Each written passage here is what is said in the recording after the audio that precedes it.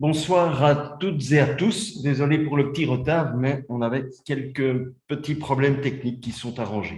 J'espère que c'est arrangé. Donc, bienvenue ce soir pour ce nouveau webinaire qui sera dédié à la réglementation PEB, qui est en vigueur en Wallonie depuis janvier 2021, la norme QZEN. Je me présente en quelques mots. Noël Doyen, conseiller en construction pour la société Sibomat depuis une quinzaine d'années maintenant. Je représente la société pour les régions du Brabant wallon, pour Bruxelles francophone et le nord de Namur. Je suis accompagné ce soir de Sarah, notre responsable marketing, et de mon épouse qui est aux manettes si tout fonctionne bien pour la suite. Nous nous trouvons ce soir au sein de notre maison témoin qui se trouve à Bierge, donc à Wavre, dans laquelle nous organisons bon nombre de nos rendez-vous et bon nombre d'activités également.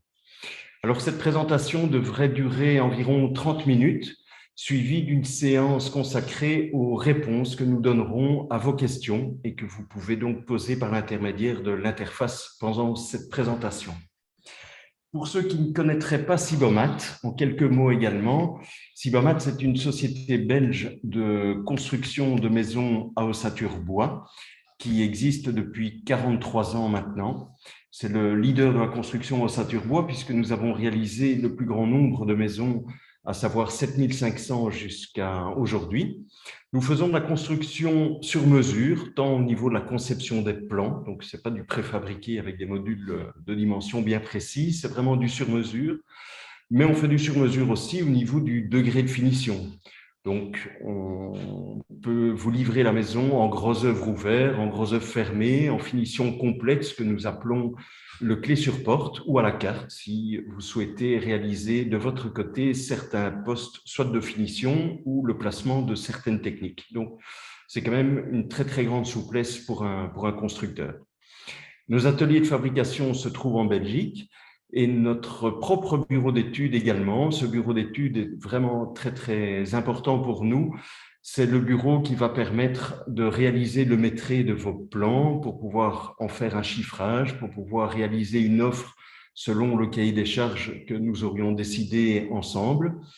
C'est le bureau d'études qui va également directement calibrer ou calculer, dimensionner les différentes techniques, chauffage, ventilation et autres, en fonction du plan et de sa configuration.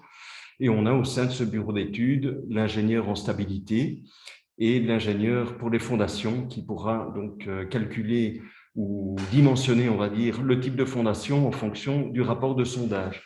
C'est assez important parce que je pense que nous sommes un des seuls constructeurs à pouvoir vous remettre une offre sans engagement de votre part et sans frais, absolument complète, tenant compte de tous ces éléments, ce qui nous permet donc d'avoir un prix ferme et définitif dès le premier chiffrage. Après cette brève présentation, on va passer dans le vif du sujet, le PEB. Donc, le PEB, performance énergétique du bâtiment, c'est une obligation pour toutes les nouvelles constructions depuis le mois de mai 2010, à ne pas confondre avec la certification PEB qui est en relation avec les bâtiments construits avant cette date. Cette réglementation, finalement, vise tout simplement à rendre les nouvelles habitations plus saines, mais plus performantes énergétiquement, donc moins énergivores et donc plus économes. Les exigences sont malheureusement différentes entre les trois régions. On est en Belgique, donc on n'y échappe pas, la Flandre, Bruxelles et la Wallonie. Et elles sont différentes également, ces exigences, en fonction de l'affectation de la construction. Donc ce soir, nous allons nous concentrer exclusivement sur les normes à respecter en ce qui concerne les maisons unifamiliales et en région wallonne. Moi, je ne suis pas un responsable PEB, donc on ne va pas discuter ce soir des détails du calcul ni de la procédure. On va plutôt voir ensemble quels sont les éléments principaux sur lesquels il faut être attentif dans son projet de construction pour répondre à cette norme QZEN. C'est évidemment un travail d'équipe, donc c'est entre le client, l'architecte et le constructeur que se trouvent les meilleures solutions, ou en tout cas les meilleurs compromis que vous choisirez en toute connaissance de cause. Pour chaque projet, un responsable PEB agréé doit être désigné. Il établira une déclaration initiale qui va accompagner la demande de permis, et qui indiquera dans cette déclaration initiale que le projet respectera les normes. Donc, on aura déjà une certaine indication de la direction dans laquelle on s'oriente en fonction du projet dessiné, de sa configuration, des techniques choisies. Mais il y aura une déclaration finale qui donnera donc le label définitif de la maison, sa carte d'identité énergétique, si vous voulez. Cette déclaration finale, elle va s'établir sur les choix définitifs du client en ce qui concerne les techniques, les matériaux mis en œuvre.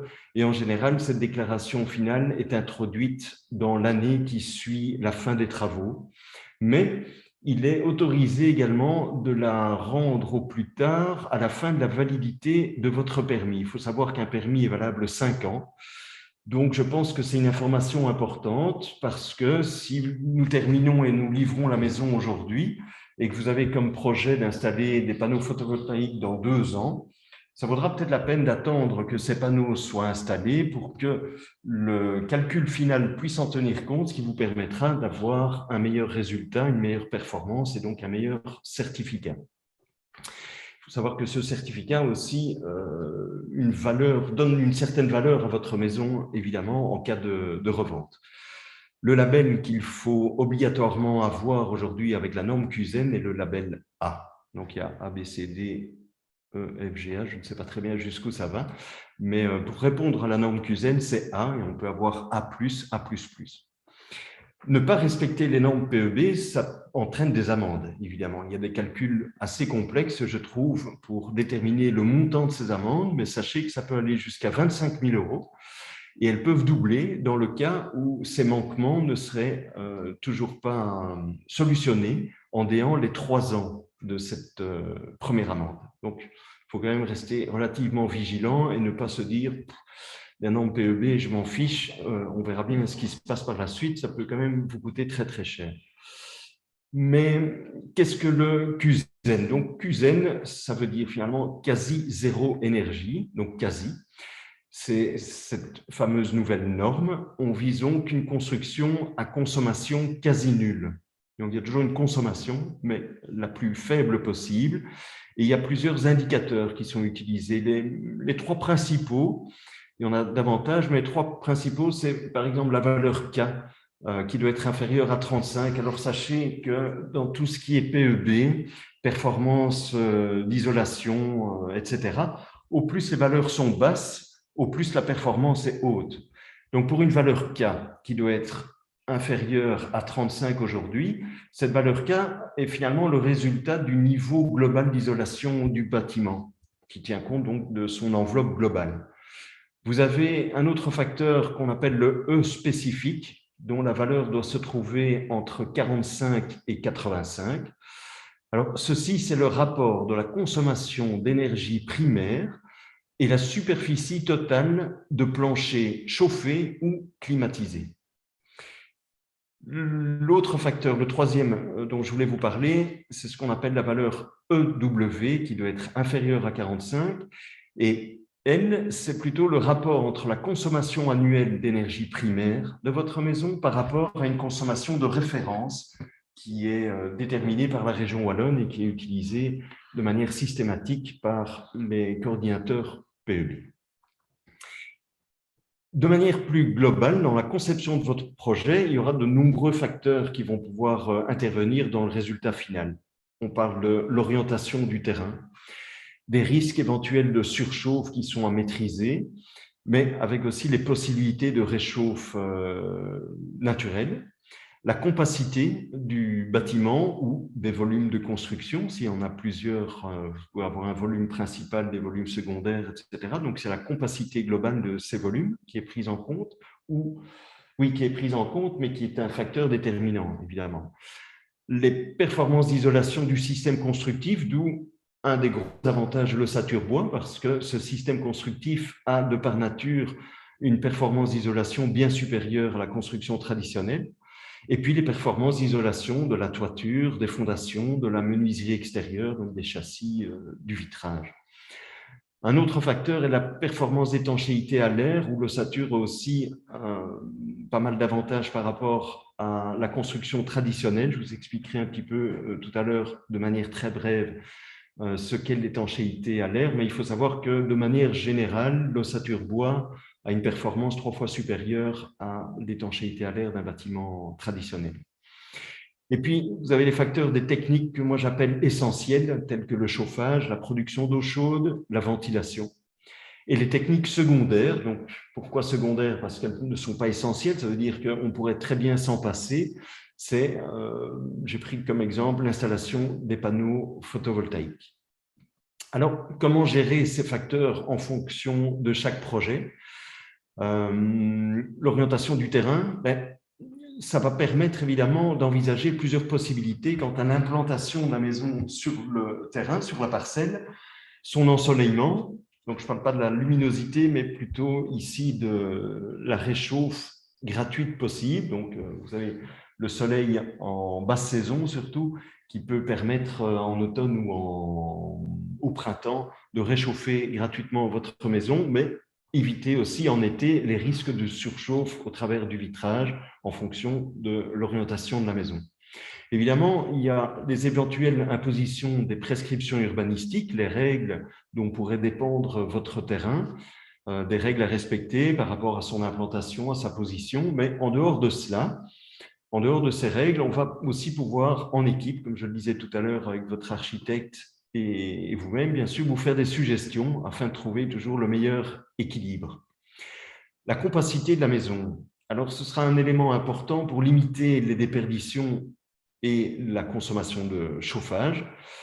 Effectivement, le plus efficace, ce serait de construire une maison sous forme de boîte à chaussures. Ce ne sera pas le plus joli, donc ce ne sera pas le plus esthétique. À nouveau, c'est toujours une question de compromis. Donc, une maison qui est relativement ramassée au sol, non pas ramassée, une maison relativement basse, pardon, je vais y arriver, mais très étendue au sol, aura une moins bonne compacité que la boîte à chaussures et donc demandera plus de consommation de chauffage par rapport à la superficie utile de plancher et donnera plus de déperdition.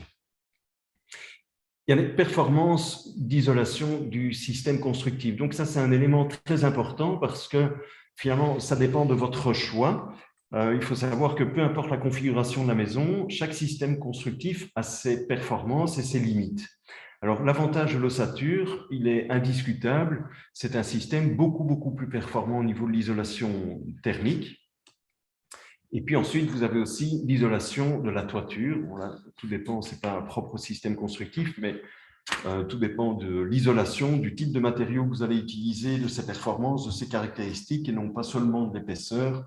Vous pouvez avoir des isolants très épais qui seront moins performants que d'autres moins épais. Donc, c'est aussi à nous à vous guider à ce sujet-là. Au niveau des fondations, et comme je le disais, la menuiserie extérieure, donc il faut vraiment que l'enveloppe soit la plus performante possible. À partir du moment où vous avez un système constructif performant et une enveloppe très performante, ça peut vous permettre d'éviter de devoir investir un budget supplémentaire dans diverses techniques ou autres matériaux pour répondre à ces normes QZ. Je remarque que certains clients se disent « Ok, la norme QZ, c'est très bien, mais moi, du moment que j'y réponde, je suis content ». D'autres clients vont vouloir aller plus loin que ces normes QZ et donc on va travailler davantage avec eux et leur faire des propositions. Je prends l'exemple de l'enveloppe. Je ne pense pas que ce soit intéressant d'augmenter outre mesure les performances d'isolation de nos murs en ossature bois, par exemple. Il vaudrait mieux à ce moment-là regarder quels sont les éléments plus faibles, comme la menuiserie extérieure, donc le vitrage ou l'isolation de la toiture. Les performances actuelles des systèmes de construction traditionnels nécessitent inévitablement des techniques particulières pour pouvoir répondre aux normes QZ. Donc, dans une maison traditionnelle, vous allez être souvent obligé d'équiper la maison d'un système de chauffage comme la pompe à chaleur. Pourquoi? Parce que c'est un élément, c'est une technique qui va permettre d'obtenir un meilleur résultat dans le calcul final, où vous serez obligé d'apporter l'installation de panneaux photovoltaïques, par exemple. Il faut savoir que dans notre système constructif, on répond déjà à toutes les normes actuelles du QZ depuis des années et des années. Je pense que ça doit faire certainement une douzaine d'années qu'on y répond. Donc, depuis que cette norme a été imposée, on n'a rien changé du tout à notre système constructif pour pouvoir y répondre. Et en fonction de la configuration de la maison, dans la majorité de mes projets, en tous les cas, je ne connais pas les projets de tous mes collègues, évidemment, mais dans la majorité, aucune technique spécifique ou spéciale n'est nécessaire pour obtenir cette certification. Je vais vous donner quelques exemples en chiffres. Ce n'est pas très amusant, d'ailleurs. Le sujet de ce webinaire, je crois, est intéressant, mais pas très amusant, mais bon. On va parler des valeurs Umax. Donc, la valeur Umax, c'est le coefficient de transmission thermique des différents composants d'un système constructif. Donc, vous voyez peut-être derrière moi les coupes de murs de notre système constructif, sont les coupes de murs extérieurs. Il y a plusieurs composants. Eh bien, c'est l'addition de toutes ces propriétés, de toutes ces particularités de matériaux qui va donner au final la valeur U de l'ensemble du mur. Et vous avez normalement devant vous le tableau avec à gauche les valeurs Umax à ne pas dépasser pour répondre aux normes QSEN. Comme je le disais tout à l'heure, au plus basses sont les valeurs, au plus performants est le résultat. Et à droite, vous allez découvrir les valeurs Umax standard, entre guillemets, de Cybermat. Standard, ça veut dire les valeurs Umax que nous obtenons pour n'importe quel projet de par la spécification de notre système et des particularités que nous adoptons dans notre cahier des charges. Donc, pour les murs extérieurs, par exemple, vous ne devez pas dépasser la valeur Umax de 0,24, mais nous sommes à 0,15 chez Cybermat. La toiture 0,24 maximum, nous sommes à 0,19 pour le sol, donc les fondations. On doit être à maximum 0,24 et on est à 0,24. Le vitrage, on ne doit pas dépasser 1,1 et on est à 1,0. L'ensemble du vitrage, de la menuiserie extérieure, donc châssis et vitrage, ne doit pas dépasser 1,5. Et avec les châssis très performants que nous utilisons par exemple en PVC, qui sont assez spécifiques, on n'est pas loin de la valeur 1. Donc, on a à même de vous proposer un système très, très performant, finalement, sans supplément de prix. Je crois que c'est un avantage que recherche également la clientèle dans la construction en ossature bois. Je ne sais pas si certains d'entre vous ont eu la possibilité de participer au précédent webinaire qui était consacré à l'ossature bois, mais c'était un des sujets qu'on avait mis en avant. Évidemment, on peut aller encore beaucoup plus loin au niveau de ses performances, puisque nous construisons chez Cybermat des maisons certifiées passives également. Tout est une question de budget et d'objectifs aussi pour chaque client. Et puis, vous avez la performance d'étanchéité à l'air. Donc, j'en parlais tout à l'heure, finalement, c'est un facteur important qui va influencer les déperditions et la chauffe de votre maison. Et je prends toujours l'exemple de la passoire. Si vous avez une passoire construite, fabriquée dans un matériau hyper performant au niveau de l'isolation thermique, ça reste une passoire et donc au niveau des déperditions, vous allez consommer davantage parce que cette passoire fera son rôle, évidemment. Donc, il faut éviter d'avoir des maisons comme des passoires. Et ça, c'est un avantage, comme je le disais tout à l'heure aussi, de l'ossature qui donne des résultats en général 3 fois supérieurs. Pour le calcul PEB de la région wallonne, il n'est pas obligatoire de faire un test d'étanchéité qui s'appelle aussi le blower door test. Ce test d'étanchéité permet de mesurer le degré d'étanchéité de votre maison. Donc, on la met sous pression et puis on mesure son degré d'étanchéité. Pour le calcul PEB, ce n'est pas une obligation, mais à ce moment-là, le coordinateur PEB devra prendre la valeur imposée par défaut qui est de 12, alors que pour nos maisons Cybermat, en général, quand on fait le test, on arrive sans effort particulier à un résultat qui avoisine les 3 à 4 pour un projet tout à fait commun. Par exemple, il faut savoir aussi qu'il n'y aura pas que le système constructif, mais il y aura d'autres éléments sur lesquels on vous fera réfléchir. Je pense par exemple aux porte-fenêtres. Une porte-fenêtre ouvrante donnera un meilleur résultat d'étanchéité à l'air qu'une porte-fenêtre coulissante. Idem pour les hottes de cuisine. Si vous avez une hotte à extraction, inévitablement, le résultat sera moins bon qu'une hotte à recyclage. Système de ventilation également, j'en parlerai un petit peu plus tard. Un système de ventilation simple flux, pour ceux qui connaissent déjà, ce sont des systèmes qui sont dotés de grilles disposées au-dessus des châssis. C'est une grille qui laisse rentrer l'air, donc si ça laisse rentrer l'air, ça laisse sortir l'air aussi dans l'autre sens, donc c'est une source de déperdition. Donc, le résultat de l'étanchéité à l'air va dépendre aussi de tous ces paramètres, de ces techniques. à nouveau, je me répète, mais l'idéal, c'est de trouver le meilleur compromis en fonction des attentes et des objectifs du client. Les techniques essentielles, donc je parlais du chauffage, de la production d'eau chaude et la ventilation. Le chauffage, si votre bâtiment est vraiment performant, c'est un des principaux objectifs du PEB et de cette norme QSEN. Le but est d'utiliser le moins possible votre chauffage, de consommer le moins possible. Dans une maison en ossature bois, le chauffage sert plutôt à conserver une température de confort qu'à chauffer la maison. Il faut savoir aussi que dans une maison en ossature bois, le bois est un des meilleurs matériaux de construction qui permet de réguler le degré d'humidité d'un bâtiment.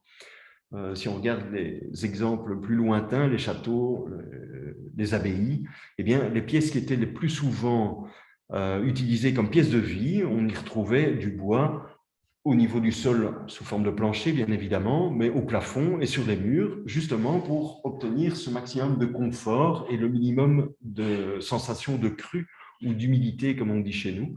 Donc, il est évident que dans une maison où vous avez cette sensation de crue, vous allez mettre le chauffage en route, non pas pour augmenter la température, mais pour casser cette sensation inconfortable, ce qui n'existe pas en ossature. Donc, ça donne aussi un avantage sur votre consommation de chauffage.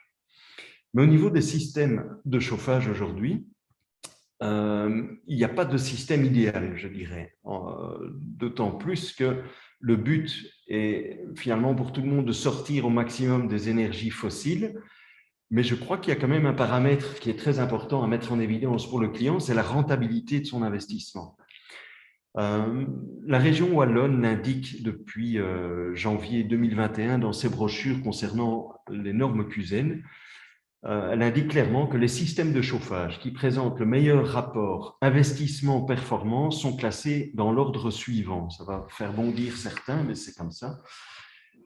La chaudière gaz à condensation de classe A, c'est le système de chauffage qui présente le meilleur rapport investissement-performance. En second lieu, vous avez la pompe à chaleur, qui est dans 95% des cas un système RO, avec un COP, le coefficient de performance élevé, et de classe A++. Et en troisième position, vous avez le système biomasse, comme la chaudière à pellet, par exemple. Au niveau de la production d'eau chaude, l'idéal serait éventuellement, en première réflexion, d'opter pour un chauffe-eau solaire, un boiler thermodynamique, mais il faut savoir qu'à nouveau, la rentabilité de son investissement sera très difficile, pour ne pas dire impossible à atteindre. Il y a une durée de vie de ces techniques, il y a un investissement, il faut faire le calcul et on se rend compte qu'il est très difficile de rentabiliser ces systèmes. Il faut savoir aussi que pour limiter les pertes d'énergie dues au stockage de l'eau sanitaire, l'eau chaude, la production d'eau chaude instantanée reste le système le plus rentable aujourd'hui. Les chaudières gaz à production d'eau chaude instantanée peuvent suffire pour l'usage de 2 salles de bain au sein de la maison. Pour ces deux techniques, chauffage et production d'eau chaude, il sera indispensable aussi de veiller à limiter les déperditions en leur prévoyant une position stratégique au niveau de la maison. Donc là, on rentre dans l'idée de la conception des plans, évidemment. Dans le cas d'un chauffage par le sol, par exemple, si vous avez un chauffage par le sol au rez-de-chaussée, il sera préférable de prévoir la source de chauffage au rez-de-chaussée et non pas dans le grenier. Pour la production d'eau chaude, le système le plus proche possible des salles d'eau sera le plus intéressant pour limiter à nouveau ces déperditions. Dans certains cas, l'isolation des conduites d'eau chaude devrait être prévue en fonction de leur lieu de passage. Et puis, vous avez d'autres paramètres. Travailler avec 1 voire 2 thermostats, l'utilisation de vannes thermostatiques sur les éléments de chauffe, donc des radiateurs, sont des éléments bénéfiques également quant à vos économies d'énergie. Il est un fait qu'il faudra faire donc la part des choses entre le côté idéologique des sources énergie utilisées, la rentabilité de l'investissement par rapport aux besoins de votre future maison. Donc, vous construisez une maison ultra performante pour limiter le chauffage, il faudra se poser la question, est-ce que dans ce cas-là, ça vaut la peine d'investir un montant supplémentaire pour une pompe à chaleur par rapport à une chaudière gaz ou pour un autre système ou une pompe à chaleur géothermique, avec captage dans le sol. La pompe à chaleur consomme pas mal d'électricité, en moyenne 4000 kW par an. Alors, certaines personnes me disent, ben, du coup, je vais installer des panneaux photovoltaïques. Oui, mais ces panneaux vont contrer la consommation électrique rien que de la pompe à chaleur. Donc, c'est de nouveau un investissement supplémentaire dans le chauffage, qui est un poste qu'on essaye de minimiser au départ au maximum. Bon, maintenant, comme je l'ai dit, il faudra voir aussi le résultat que vous voulez obtenir au niveau de votre PEB, puisque chaque technique est avantageuse pour le calcul ou un peu moins. Je suis persuadé que ce sujet fera l'objet de certaines questions de votre part, donc je propose de ne pas m'y attarder davantage parce qu'on peut en discuter des heures. C'est l'expérience qui vous parle. Alors, au niveau de la ventilation, il y a bien longtemps, on parlait simplement d'aérer sa maison. Alors, bien que ça puisse toujours se faire aujourd'hui, les nouvelles habitations, aujourd'hui, doivent être toutes équipées de systèmes de ventilation, car elles sont de plus en plus isolées et étanches. Donc, le but du système de ventilation est d'obtenir une bonne qualité de l'air, son renouvellement pour éviter les problèmes de condensation ou de moisissure, tout en limitant à nouveau les déperditions. Il existe plusieurs systèmes différents au niveau des ventilations, mais il y en a deux qui prédominent, en tous les cas en région wallonne encore aujourd'hui. C'est le système C, qu'on appelle également simple flux, ou le système D, appelé double flux. Ces deux systèmes assurent l'extraction de l'air vicié dans les pièces humides telles que les WC, salles d'eau, cuisine, buanderie, tout en permettant l'entrée d'air neuf dans les pièces de vie afin d'assurer le renouvellement de l'air. Donc, les deux systèmes extraient l'air vicié dans certaines pièces, les pièces humides, mais vont permettre aussi l'insufflation de l'air neuf pour pouvoir renouveler le cubage de l'air extrait. Alors, par contre, au niveau de l'insufflation de l'air neuf, là, il y a une grosse différence, c'est que le système C va permettre, au travers de grilles, comme je l'expliquais tout à l'heure, situées au niveau de certains châssis de la maison, l'entrée d'air neuf. L'inconvénient est parfois esthétique pour certains, dû à la présence de ces grilles, mais l'inconvénient principal, c'est surtout dû au fait que la température de l'air neuf va dépendre de la météo. Donc, si on imagine en hiver votre maison chauffée à 21 degrés, il fait 0 degré à l'extérieur, eh bien, l'air intérieur va être renouvelé avec cet air à 0 degré. C'est votre chauffage qui va devoir compenser cette différence de température. L'avantage, par contre, de ce système, c'est qu'il nécessite beaucoup moins de gains techniques. Ça prend relativement peu de place, ça consomme peu d'électricité et ça ne demande quasiment pas d'entretien. Le système D, par contre, il est repris donc ici à droite, j'ai oublié de vous dire ça, mais vous l'avez certainement vu à droite sur la présentation. Le système D va donc de nouveau extraire, mais va insuffler mécaniquement au travers de bouches qui sont généralement placées au niveau des plafonds, va insuffler l'air neuf dans les pièces de vie. Donc chaque pièce de vie aura au moins une bouche d'insufflation et chaque pièce humide aura une bouche d'extraction. Alors, au sein du groupe de ventilation double flux, vous avez un échangeur thermique qui permet de réchauffer l'air neuf qui est pris de l'extérieur grâce aux calories de l'air extrait. Cet échangeur thermique fonctionne en fait sur le principe du nid d'abeille. Donc, l'air neuf qui est plus froid en général ne croise pas directement l'air extrait intérieur, mais c'est sous forme d'un nid d'abeille. Donc, c'est...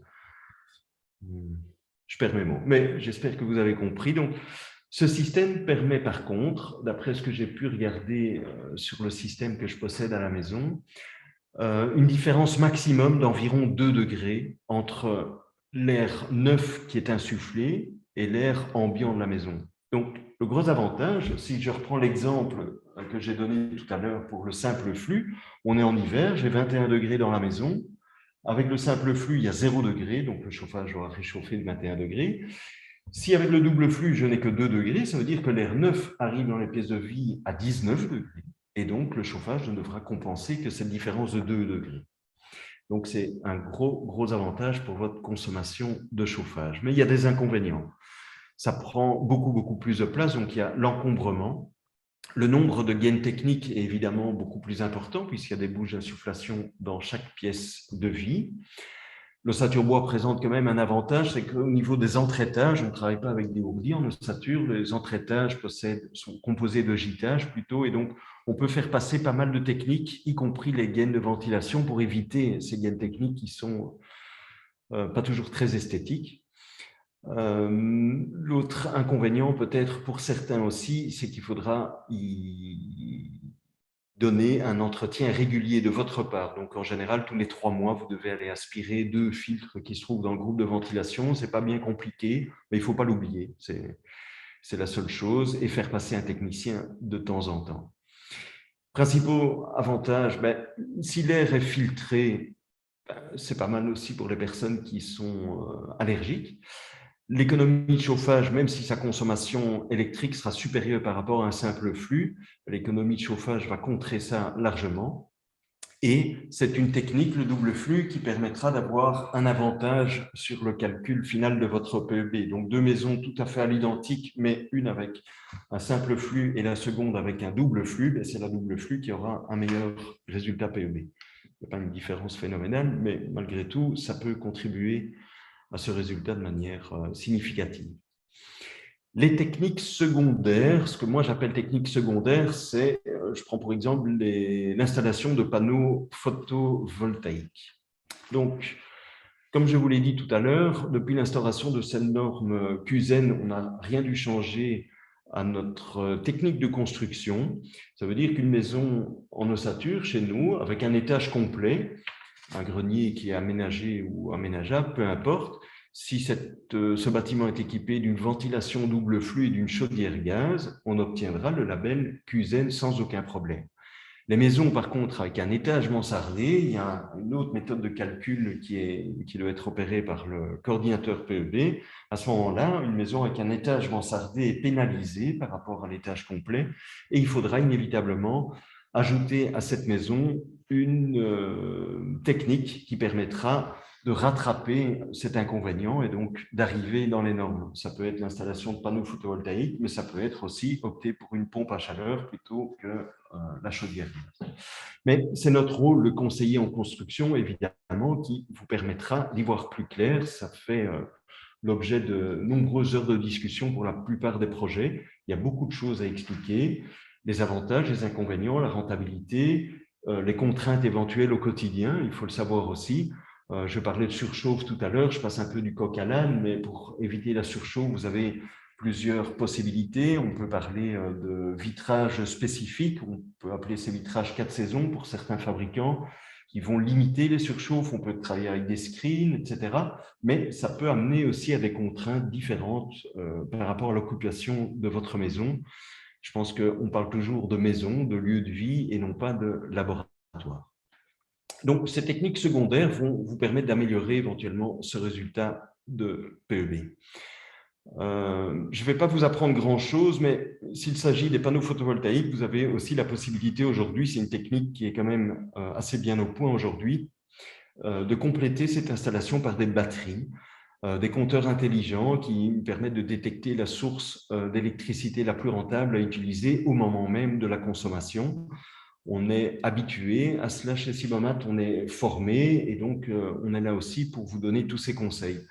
J'insiste là-dessus parce qu'auparavant, à la belle époque, l'époque n'est pas moche aujourd'hui, elle est peut-être différente et difficile, mais à la belle époque, c'était l'architecte qui était le maître absolu du projet de construction. Il savait tout sur tout, il gérait tout de A à Z et c'est lui qu'il fallait écouter comme le sage.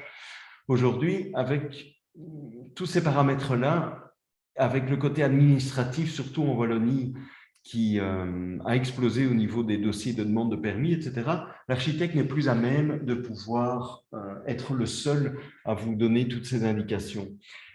J'ai la connaissance de certains architectes qui sont moins techniques que d'autres, mais dans la majorité des cas, on en apprend vraiment de la part de tout le monde. Donc, j'en apprends de la part des architectes, mais sans faire de mon gros coup, comme on dit, on en apprend pas mal également aux architectes. Et ça, je crois que c'est un enjeu assez important pour un client, c'est de pouvoir compter autant sur son constructeur que sur l'architecte. Ce sont des partenaires qui doivent vous mener un petit peu par la main.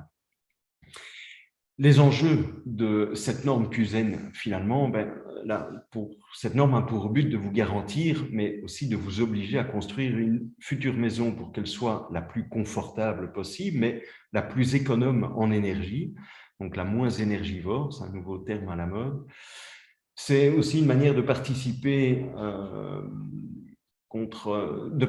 donc de la lutte contre le réchauffement climatique, pardon, j'y arriverai.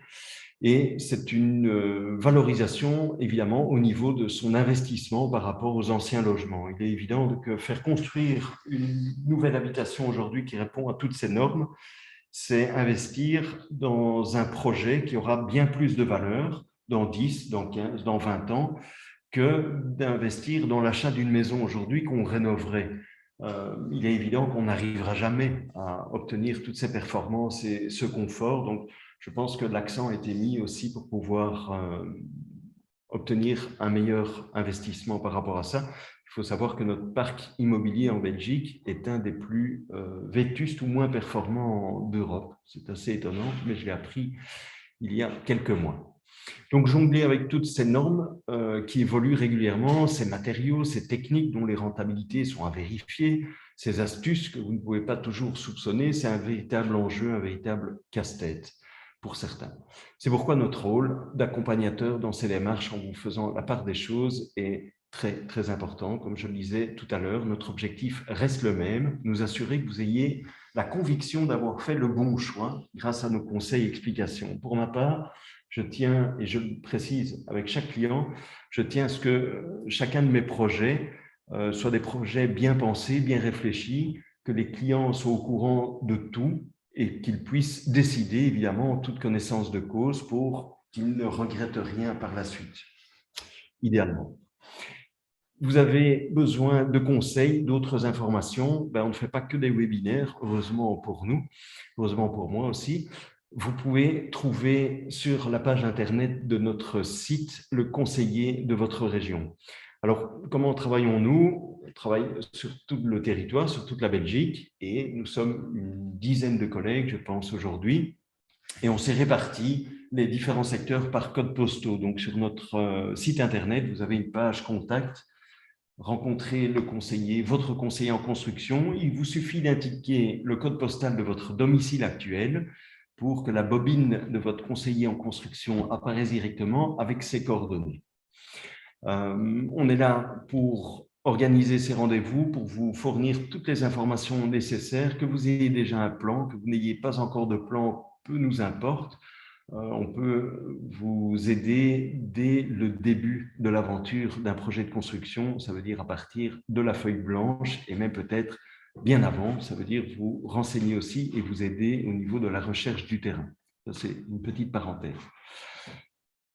J'ai terminé ma petite présentation, j'espère que ça vous a paru relativement ou suffisamment intéressant et nous allons passer à la série des questions et réponses. Donc, je crois que je dois changer d'ordinateur. Je vais vous demander 2 petites secondes parce que je ne sais pas très bien comment on doit procéder à ça. Donc, si vous avez des questions, vous n'hésitez pas.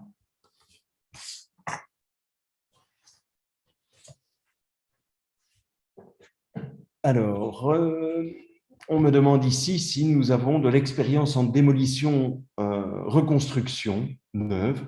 Oui, on en a de plus en plus, mais on en a déjà une certaine expérience, surtout en Flandre, où ce phénomène de démolition-reconstruction a débuté bien avant la Wallonie. Donc, il y a déjà plusieurs années que la Flandre est en pénurie de terrain. Vous allez me dire la Wallonie aussi, mais pas à ce point-là. Et donc, en Flandre, ça fait plusieurs années que mes collègues ont la possibilité de répondre à cette demande.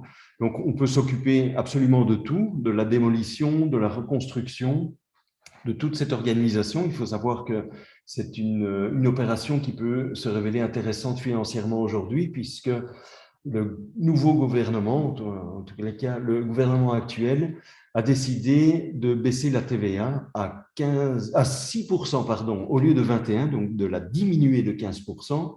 Pour tous ces projets de démolition-reconstruction, c'était valable jusqu'à fin de cette année-ci et c'était prolongé jusqu'à fin de l'année prochaine. Donc, il est encore possible aujourd'hui, pénurie de terrain, pourquoi pas acheter une maison et au lieu de la rénover, cette maison-là, on la démolit, on reconstruit une nouvelle maison. On a l'habitude de cela. il est évident, comme je le disais tout à l'heure, que ce sera aussi un bien meilleur investissement que de rénover cette maison, entreprendre des travaux qui sont parfois pénibles et très difficilement gérables au niveau du budget. Il y a toujours des mauvaises surprises, il y a toujours des situations un petit peu difficiles, des vices cachés, je dirais, qui ne permettent pas de gérer convenablement son budget, ce qui n'est pas du tout le cas dans le cadre de la nouvelle construction, à condition que vous soyez bien accompagné, évidemment. Une autre question, quel est le prix moyen au mètre carré du gros œuvre de vos maisons Cusen chez Sibomat? Alors, c'est une question à laquelle je ne peux pas répondre et c'était un des sujets que j'avais abordé dans le webinaire précédent. Le prix au mètre carré de la construction, que ce soit en gros œuvre ou en finition complète, peu importe, ça ne veut rien dire du tout. C'est plutôt au mètre cube que nous devrions parler. Mais le prix d'une maison, pourquoi au mètre cube? Je vais quand même développer un tout petit peu ma réponse. Pour certains clients, une maison de 100 mètres carrés au sol avec un étage de 100 mètres carrés, c'est 200 mètres carrés. Mais si votre étage est mansardé à 1,20 m, à 1,60 m, ou qui n'est pas mansardé du tout, certains clients, la majorité, vont toujours considérer que c'est 200 mètres carrés parce que c'est 200 mètres carrés qu'ils vont occuper, utiliser. Au niveau du coût de la construction, bien entendu, la hauteur sous corniche, c'est comme ça qu'on appelle, qu'on détermine le gabarit d'une construction, c'est ça qui va compter, c'est le volume. Donc finalement, c'est plutôt au mètre cube. Mais il y a tellement d'autres paramètres qui peuvent intervenir dans l'estimation du coût de la construction que répondre à cette question, soit on donne une réponse, mais elle va être très, très évasive. Donc, on peut donner une fourchette. Je dirais aujourd'hui, pour une finition complète, vous comptez entre 1300 et 2000 euros du mètre carré hors TVA. Finalement, ça ne vous aide pas du tout. Pourquoi est-ce que cette fourchette est aussi large? Parce que la configuration du projet, l'architecture, le style architectural d'un projet peut donner un résultat tout à fait différent au niveau du prix des matériaux utilisés. Dans une architecture très contemporaine, il y aura en général beaucoup plus de superficies vitrées. Les superficies vitrées sont toujours plus chères que les murs. Les superficies vitrées vont augmenter les risques de surchauffe. Donc, elles vont peut-être entraîner l'ajout inévitable de screens. Ça coûte également, ça représente un certain budget. Au plus vous avez de superficie vitrée, au moins il y a de structure dans le système constructif. Donc, il faut renforcer cette structure avec des poutrelles, des colonnes, etc. Donc, déjà, deux styles d'architecture différents vont donner des prix différents. Vous pouvez avoir des conceptions différentes, des maisons avec des porte-à-faux. Plus la maison est petite, au plus cher elle sera au mètre carré. Et inversement, une maison de 1000 mètres carrés coûtera moins cher au mètre carré parce qu'il y a des postes qui sont quasiment fixes, qui ne vont pas varier d'un projet à l'autre. Donc, j'aime pas répondre à cette question. Je préfère recevoir un plan, discuter avec le client, savoir déjà ce qu'il recherche aussi en termes de matériaux de finition, en termes de technique, etc., pour pouvoir lui fournir une réponse beaucoup plus cohérente. Mais s'il faut absolument répondre, ce sera entre 1300 et 2000 euros hors TVA du mètre carré. La différence entre le budget d'un gros œuvre et le budget d'une maison entièrement terminée par le constructeur, donc différence de budget, je vais y arriver, entre le gros œuvre et le clé sur porte, il faut compter environ 33% de différence de budget.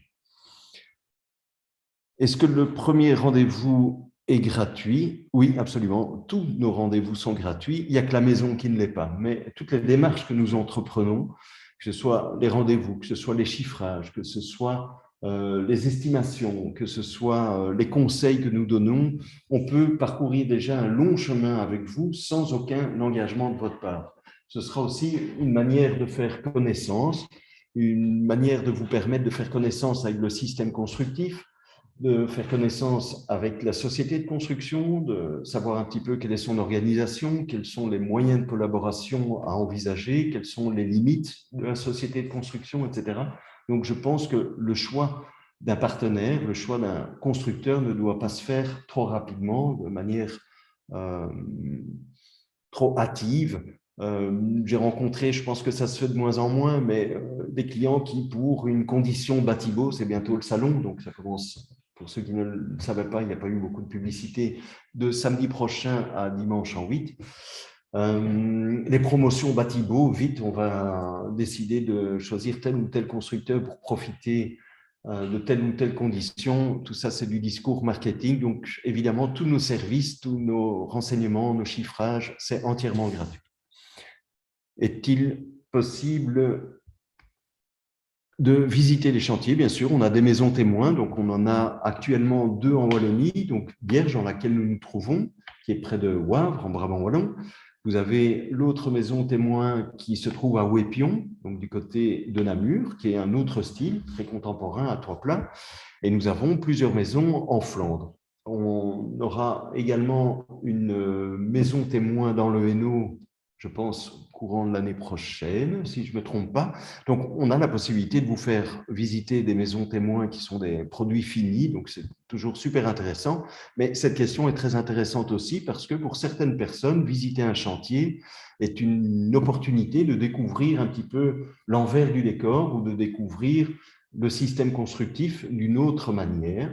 On participe à des activités, des événements comme les journées portes ouvertes. Ça peut se faire chez les clients, ça peut se faire dans nos maisons témoins, mais il y a aussi des journées chantiers ouverts. Ça a plus de succès en Flandre qu'en Wallonie. Bon, ça, c'est une question d'habitude, je ne sais pas. Mais même sur rendez-vous, on peut aller visiter des chantiers ensemble. Est-ce que toutes les sociétés de construction en ossature bois ont les mêmes performances énergétiques? Non, absolument pas. Et c'est certainement pour ça que j'ai nommé quand même la société Sibomat à plusieurs reprises dans mes explications. Tout ce dont j'ai parlé aujourd'hui, évidemment, c'est propre à l'ossature bois, mais je dirais plus particulièrement propre à l'ossature bois Sibomat.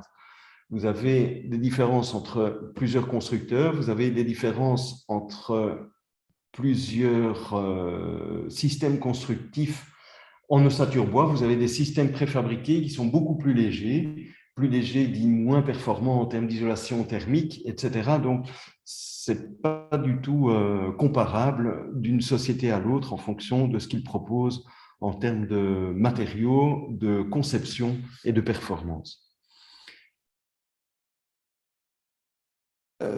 Quelqu'un me demande, ça peut être intéressant pour tout le monde. J'ai parlé des webinaires précédents. Donc ici, c'est le 3e webinaire que j'ai l'occasion de présenter en partie francophone. Le premier, c'était sur le sujet de la recherche des terrains. Le second, c'était l'ossature bois, tout simplement. Le troisième, vous venez d'y participer. Oui, on les enregistre. Et donc, on a la possibilité de vous envoyer ces enregistrements par WeTransfer. Ce sont des fichiers relativement lourds, mais vous ne devez pas hésiter à nous contacter pour qu'on puisse vous les faire parvenir. Je pense qu'on les mettra aussi sur YouTube à un certain moment, mais pour l'instant, on vous les fait parvenir par WeTransfer. Est-ce que le prix est fixé? Que faire avec l'augmentation des prix? Donc là, on sort tout à fait du sujet du webinaire de ce soir. Que faire avec l'augmentation des prix? C'est le même problème chez le boulanger, c'est le même problème chez le garagiste et chez n'importe qui. C'est un vrai problème aujourd'hui pour tout ce qui nous entoure. Au niveau de la construction, il est évident que les matériaux, pour l'ensemble du domaine de la construction, les matériaux augmentent, ont augmenté, augmentent et continueront malheureusement encore à augmenter dans les semaines et les mois à venir. J'espère que ça va plafonner à un certain moment. Mais nous avons décidé chez Sibomat de donner quand même une certaine garantie pour le temps de réflexion du client. Donc, je vous ai dit qu'on pouvait vous accompagner sans engagement de votre part, etc., pour faire évoluer votre projet, pour le chiffrer, etc.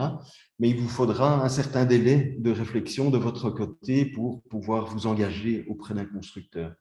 On a décidé très récemment de donner la possibilité de garantir le prix pendant une période de 3 mois à partir du moment où votre plan serait chiffré. Donc, je pense que 3 mois, ça doit suffire à la toute grande majorité des clients pour faire ce choix-là. À partir du moment où on signe le contrat de construction et que vous respectez, donc nous, on devra respecter évidemment tous les engagements puisque ce contrat de construction, en dehors des grosses œuvres, c'est évidemment le contrat loi Brel. Donc, vous avez des tas de garanties de votre côté, mais vous avez aussi certains engagements. Donc, il y aura un délai pour l'obtention du permis. Si vous n'avez pas encore votre permis, ça fera l'objet d'une clause suspensive. Si vous ne mettez pas de frein à votre projet de construction, que vous ne signez pas un contrat chez nous pour le faire réaliser dans 2 ans, bref, si toute l'organisation suit son cours, notre contrat va vous garantir le prix jusqu'au moment de la livraison de la maison. Donc, on limite les dégâts déjà depuis des années, depuis le début, finalement, je pense, chez Sibomat, grâce aux garanties qu'offre un contrat de construction qui s'appelle le contrat loi Brenne. Et pour la période de réflexion, on vous octroie 3 mois. On connaît bon nombre de sociétés qui, à chaque chiffrage, donc ça veut dire quasiment à chaque rendez-vous avec le client, le budget est actualisé en fonction de l'augmentation des prix des matériaux. Ça, c'est beaucoup moins confortable, vous l'aurez compris. Est-ce que nous avons des billets d'entrée pour Batibo? Eh bien, si vous êtes gentil et souriant, mais ça, je ne peux pas le vérifier, si vous êtes gentil, oui, nous avons effectivement la possibilité de vous faire parvenir des entrées pour le salon Batibo. Donc, à nouveau, vous nous adressez un petit mail, soit via le conseiller que vous aurez trouvé sur le site Internet ou à l'adresse générale de Sibomat. Une des adresses générales, c'est info@sibomat.be. Vous le demandez gentiment, vous faites un petit sourire et c'est avec grand plaisir qu'on vous enverra les billets d'entrée pour ce salon. Quels sont nos délais de construction pour un gabarit de construction moyen, habituel? Vous allez compter, je dirais, 5-6 mois de délai de construction. Bon, maintenant, tout va dépendre aussi évidemment de l'ampleur du projet, mais ça va dépendre aussi de certains matériaux choisis. J'ai expliqué ça à un couple hier qui n'avait pas pensé à cette astuce, mais c'est un peu normal. Vous avez 2 maisons à l'identique, une avec du plancher semi-massif au rez-de-chaussée et l'autre avec du carrelage au rez-de-chaussée. Vous risquez d'avoir déjà 1 mois de différence au niveau du délai de livraison parce que pour la pose du plancher, il faudra que la chape soit sèche, archi sèche, pas simple à dire. Donc, il y a certains paramètres qui peuvent prolonger ou écourter la durée de la construction. Mais comptez, je sais que sur notre site Internet, on parle encore de 4 mois. C'est réalisable, mais on va compter 6 mois. Et puis, donc là, c'est entre le montage de la maison et la livraison de la maison. Mais ça veut dire que la livraison correspond à votre emménagement. Un des avantages de l'ossature bois qui était mentionné dans le webinaire précédent également, c'est que c'est une construction à sec. Donc, il n'y a pas de temps de séchage pour pouvoir occuper la maison. La majorité de mes clients mettent déjà la maison en peinture pendant que nous terminons les travaux de finition. Donc, de manière générale, je vais dire que le délai de construction d'une maison à ossature bois chez Sibomat est divisé par 3 par rapport au délai de construction d'une maison traditionnelle. Les prix sont fixés pendant le processus de construction, oui, absolument, sauf si vous mettez à nouveau un frein et que vous demandez de stopper les travaux, mais ça, je n'ai pas encore connu. Mais oui, comme j'ai expliqué, le contrat loi Brenne permet de fixer. Vu le prix du bois sur le marché actuellement, une maison en ossature bois ne sera-t-elle pas automatiquement beaucoup plus chère qu'une maison traditionnelle? Non, non, et je ne remercie pas les médias qui, depuis 1 an et demi aujourd'hui, parlent essentiellement dans la construction de l'augmentation du bois. Mais le béton augmente, la terre cuite augmente. Je prends l'exemple des briques, par exemple. Donc, une brique, c'est un matériau de parement, ce n'est pas le bloc de terre cuite qu'on va utiliser, mais tous les matériaux de construction augmentent et je ne sais pas pourquoi les médias, si je pense, c'est le premier matériau de construction qui a augmenté, le bois, mais il devrait parler un petit peu des autres. Donc, le bois, effectivement, a été un des premiers matériaux à augmenter dans ce domaine-là, mais il faut savoir que sur un pan de mur, si je regarde derrière moi, vous avez un pan de mur, sur la superficie de ce pan de mur, le bois ne représente que 10% du matériau constructif utilisé, parce que vous avez l'isolant qui fait partie également. Bref, dans la construction d'une ossature, vous n'avez que 10% de bois. Alors, si le bois a augmenté, c'est 10% du matériau constructif. Quand vous avez un mur en bloc béton ou en bloc terre cuite, c'est 100% de la superficie du mur qui aura augmenté au prix du bloc béton. Donc, on n'a pas été pénalisé, peut-être qu'on l'a été au tout début, puisque, comme je vous le disais, c'était le premier matériau à subir ces augmentations-là. Mais aujourd'hui, tous les matériaux auront augmenté de la même manière finalement, et donc les différences, s'il devait y en avoir, moi je reste convaincu qu'il n'y a pas de différence de prix entre la construction d'une maison en ossature bois et la construction d'une maison traditionnelle. Ça s'équivaut. Donc, on n'a pas été pénalisé grâce à ça. Je vais profiter de l'occasion pour préciser quand même une chose, parce que là aussi, dans certains médias, on peut être trompé par les informations. Je considère et je suis persuadé, comme je l'ai dit, ça fait une quinzaine d'années que je travaille maintenant pour Sylvamat, une maison en ceinture-bois ne coûte pas plus cher qu'une maison traditionnelle. Mais il faut évidemment faire chiffrer le même plan dans les deux systèmes constructifs et de la même manière. Et ça, c'est le plus difficile. C'est un rôle et un service que je rends aussi, et mes collègues, bien évidemment, à bon nombre de clients. Quand il y a une différence significative entre les deux systèmes constructifs, ce serait un peu dommage que ce soit la raison du choix du client. Et donc, on décortique les offres et systématiquement, on arrive à la conclusion que le contenu de ces offres n'était pas à l'identique. Quand on rééquilibre le contenu, si on arrive à une différence, elle n'est pas suffisamment importante pour que le choix du client se fasse en fonction de ce paramètre-là. Vous avez des systèmes constructifs en bois qui sont plus onéreux, de 10-15%. Vous avez le bois massif, le madrier, le CLT. Oui, et c'est bien connu pour ça, mais il ne faut pas faire d'amalgame avec le ceinture-bois par rapport au bois massif.